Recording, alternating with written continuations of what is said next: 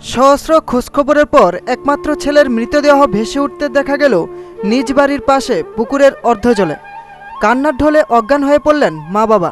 ঘটনাটি ঘটে কাকরাবন থানার অন্তর্গত বসন্তনগরে।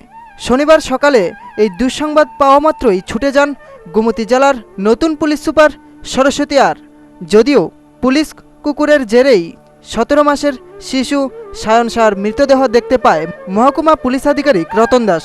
সন্ধান পাওয়া মাত্রই এলাকার জনতার পাহাড় নেমে এলেও পুকুরের ধারে। প্রসঙ্গত, শুক্রবার বিকেল থেকেই স্থানীয় এলাকার বাপন সাহা ও অনামিকা সাহার একমাত্র আদরের মণি নিখোঁজ ছিল। পুলিশের মামলার পরই কাকরাবন থানার ইনচার্জ যতীন্দ্র দাসের নেতৃত্বে অনবরত পুলিশ টহল চারিদিকে খোঁজখবর করতে থাকল, পাশাপাশি বাড়ির পরিবারবর্গ ও আত্মীয় স্বজনরাও। কিন্তু দূরবর্তী পুকুরের দিকে কারো নজর ছিল না। এলাকাবাসীর সন্দেহ পরিবারের দিকেই। এত দূরে শিশুটি কিভাবে গেল? কোনো ষড়যন্ত্রের শিকার শিশুটি? সেই প্রশ্নই দানা বাঁধছে এলাকাবাসীর মনে।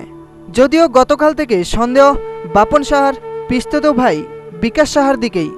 জলের তৃষ্ণা মেটাতে বাচ্চাটিকে কি আদৌ রাস্তায় রেখে গিয়েছিল? তদন্ত চালাচ্ছে পুলিশ। এদিকে শিশুটিকে হাসপাতালে নিয়ে পোস্টমর্টমের পর মৃতদেহ তুলে দেওয়া হয় পরিবারের কাছে।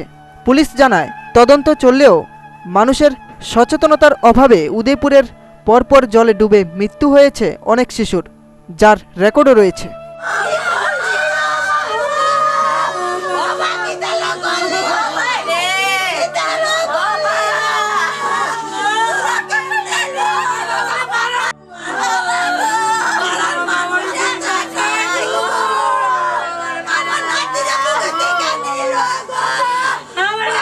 কাকরাবন থেকে সুমনদের রিপোর্ট, ফ্যান্টাসি টিভি।